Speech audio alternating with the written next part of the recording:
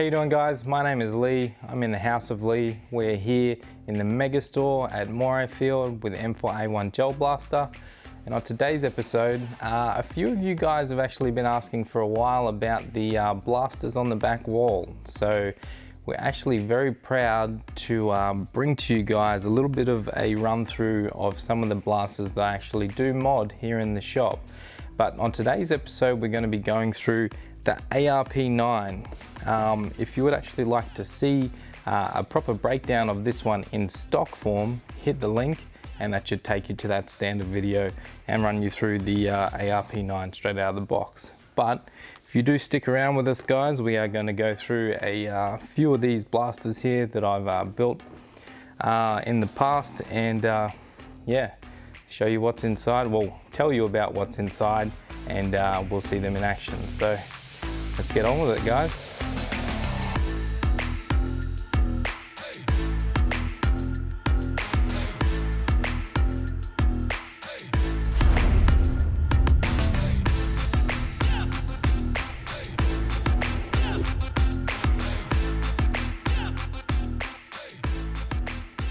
Alright guys, let's get straight into it.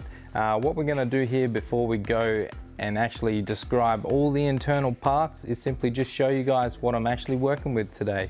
So we're going to start over here on my right hand side. Let's quickly show you this one here. This one's a Silver Fox, as you can see, for a few reasons why it has this name. Nice and sleek. See the nice little silver gearbox inside there, a few aesthetic changes from standard.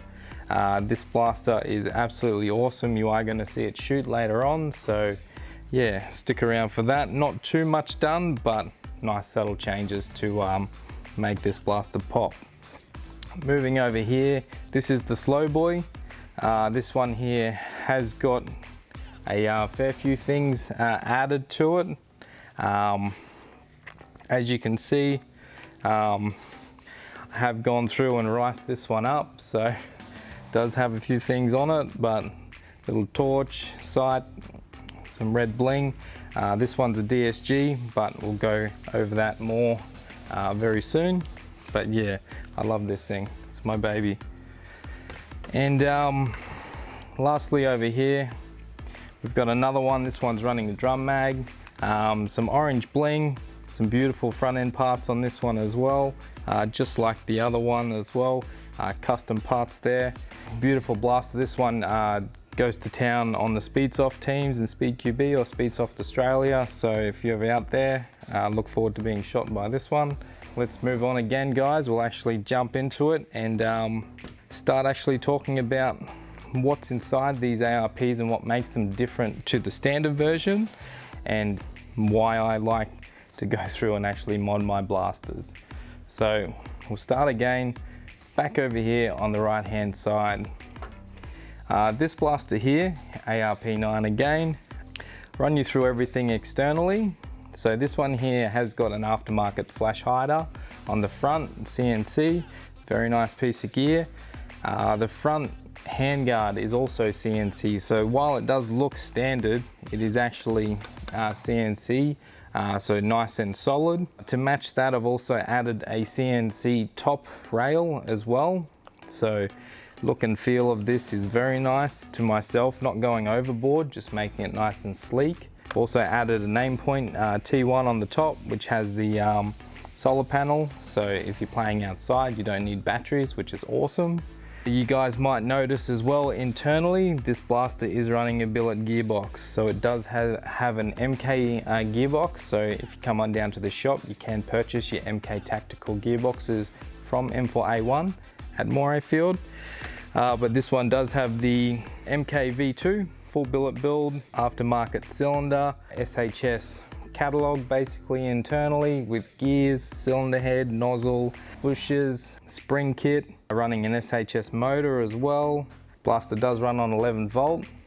It does run a Perun MOSFET. You may also see down in here, this blaster does not have a battery. It is not loaded. It's got a nice little trigger in there, nice and snappy as well, so you can really get onto this one for your semi. Shoots at around 30 rounds a second, this one at 300 FPS. So this one was actually built to be legal to take to all of your speed QB fields and not go over that limit. So very high RPS and nice moderate FPS. Guys, we're actually going to jump straight over to the range. We'll actually run this one through the chrono so we can show you what it's chronoing at, show you the FPS and the RPS.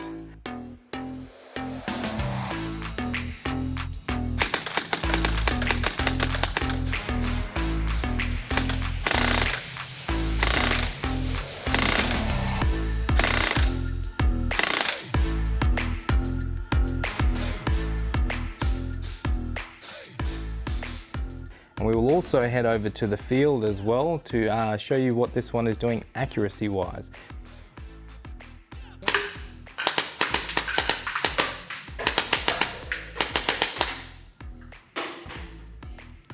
All right guys, moving on with this one here, that is basically without naming every individual upgraded part internally.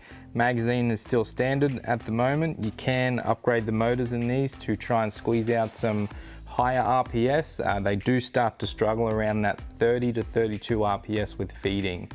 Also depending on what size you are doing your gels. Still does have a standard barrel in there at the moment also, but we will be upgrading that to a PTA one in the future. So still not 100% finished, but definitely close to it. But that's it for that one, guys. We'll put this one back down. We'll move on to the next one. This one here is the Slow Boy. As mentioned before, this one's fairly heavily riced up. It does have a Surefire copy torch on the front. I do run pressure pad up to the side, perfect for my thumb. So beautiful positioning there. I am running the SLR front end. I'll put it back to this side so you can see SLR nylon front end on this one, actually, not the alloy. Do have a red CNC front handle, hand grip. I've got the, I think these are the M-Bus Pro, yep, nylon sights just to keep weight down some more again. Red EOTech. I've got the Retro Arms kit with trigger as well. Have done some modifications also to the base plate just to allow some heat out. You will notice with the ARPs they are a solid base plate, so this one being a DSG pulling back a very decent spring. It's got the 170 in there at the moment. I want to vent out as much of that hot air as I can, so that's one thing for you guys to look into in the future for your own ARP. Back around to this side, you can see I've fitted a aftermarket style dust cover there. And then looking internally a bit deeper, you can see it's got the billet gearbox, which is another MK V2 billet. This one runs one-piece cylinder, SHS piston head, SHS DSG gear set or DSG sector gear. It does run the 16:1 SHS gear set with the DSG sector gear. It does run a Frankie motor, Frankentorque that I've built myself out of two different motors, SHS can, and I'll also run something like a standard style motor to build them up to around that 32 TPA. This blaster does run on 11 volt now. I did have it running on 14 volt, but it is now on 11 volt. M170 spring. This one is SHS silver spring. Springs can be quite painful, guys. There are plenty on the market, and there are plenty of, you could say, fakes or just ones that don't perform as well. You could get 3 different styles of SHS and they could all give you different FPS. So that is one thing to definitely look out for when you're building a DSG, because you're only using half of your cylinder. You want to make sure you have a really nice spring in there as well. Otherwise, this one has got custom tappet plate return spring. It does run bushes, it runs Fighting Bro shims, metal spring retainer with bearing, again, metal T-piece, aftermarket trigger, nice and soft as well, so you can definitely get in there for some awesome semi-auto action. And yeah, hop up on the front end with also custom you could say amplifier or hop-up holder. So with this blaster as well, guys, we won't actually go over to the range because I will bring this one to you in a future episode where we'll actually dive into this one a little bit deeper, and then we will show you this one shooting on the range and with some accuracy as well, testing in the field. So look forward to that one later on. We'll now move over to the last ARP I have over here, guys. This one is the Workhorse. This one does have a few nice shiny things on it. It does have a 5.5 SLR nylon front handguard, custom inner barrel, custom amplifier on the front end, hop up, custom inner barrel PTA. It does run the drum mag. This one has had the modification as well to the base plate just to vent off some excess heat. This blaster is running a JG Blue 22 TPA motor. It runs on 11 volt. Surprisingly, still running on the red gearbox internally with a full set of SHS gears, running 12 to 1s. It has a Perun MOSFET, SHS piston head, custom springs. Quite a nice reliable blaster, this one actually. It does shoot around that 30 RPS, and it does shoot around that 300 FPS. Depending on what size you're sizing your gels to, you can squeeze it up to that 320 FPS. We use this for one of our team members in the Primal Tech Armory team for Speed QB. But we will actually take this one, guys, over to the range. So we will actually chrono this one so we can let you see exactly how it's shooting.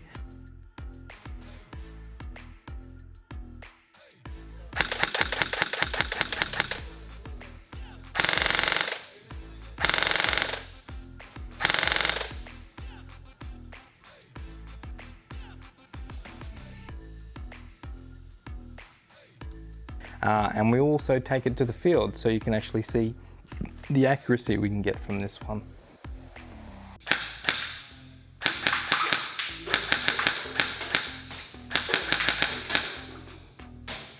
So hopefully I've helped you out, guys, with a few tips and tricks with your ARP9s and getting them up to that kind of status that I like to build my blasters to. But what I will actually do is run you through, if you were interested in actually coming into the shop and purchasing something like this blaster, this one here, you would be looking to spend up to around that $1,500 mark. With all labor and all parts included, it doesn't have to hit that price point. You can change it to customize it to suit your needs or to suit your price budget. But this one, exactly as it is, did actually sell for the $1,500 mark. So if you want to change that, we can definitely work with you in your budget. But again, this one here, around $1,500. All right, now I'm gonna move on. Run you through this blaster here. Guys, if you were really serious and you're looking to get somebody to build your blaster that is like this beast here, you may get a little bit of a shock right now, but this blaster is gonna set you back anywhere from 2.5 grand plus. Now, this blaster has had roughly 35 hours put into it by myself. So just think about that in labor. Now, it takes a long time to build a DSG and to perfect it. They are not as easy to build as a single sector gear build. So just take that into consideration before you start building a DSG. Now, you can slap them together very quickly, definitely, but come back to me in 3 months and tell me if it's still running. So definitely expect to pay a lot more money when you're trying to build a DSG, especially something like this. When you run through everything that is on this blaster, you're looking at $80 to $90 in a sight, a light. Then you do have $90 in a sight, and then you've got your grips and your retro arms bling kit, and then your gearbox. Everything as well as your labor definitely adds up. So just keep that in mind, guys. All right, and then believe it or not, the one I actually take to Speedball, to Speed QB, this blaster here is actually cheaper than the rest of them. It definitely is a workhorse. I have built this one nice and cheap. This one here is going to set you back roughly around that $800 mark. So that's labor, blaster, parts as well. So keep that in mind, guys. You don't have to break the bank and build crazy builds. You can still use lower end parts and still get a very decent result. This blaster has run through, I forget how many actual game days it has run a full Speed QV event, only one so far, but it has done at least 5 to 10 proper game days. So still original, everything inside. Yeah, definitely don't have to go crazy with your builds, but you guys will figure that out as you are choosing to go down the path of the ARP 9. There are definitely plenty of options to suit you and your budget. We would be more than happy for you to come down into the shop and we can just run you through some of these items that you can put into your ARPs, cost of the items, cost of the labor, and just work something out with you. So there you have it, guys. I mean, that's what I've chosen to do with my ARP 9s. Would you do it any different? What would you do? I mean, you can definitely let me know down below in the comment section. Please get on there, leave me a comment of what you would do instead of what I have done to my ARP 9. Anything you think you could have done better or anything where I could have improved, just get on there and let me know. That will be on YouTube as well. So if you're watching this video, you're going to be watching us on YouTube. So definitely like, subscribe, hit the bell, make sure you're getting all the notifications. As always, if you don't like it, double dislike it as well. We do love to hear back from you guys. We do have so many stores as well. I mean, moving into that, what are we at? 18 stores now, I'm pretty sure. They'll be all over the screen as well. So definitely head on into a store near yourself. If you're near Morayfield, come on down and have a chat with myself. We'll go through what we can do for you and your ARP. We do have M4A1 Gel Blaster as well, m4a1gelblaster.com. Any order over $30, you are going to get free postage, so just remember that. And then we also have Facebook, Instagram.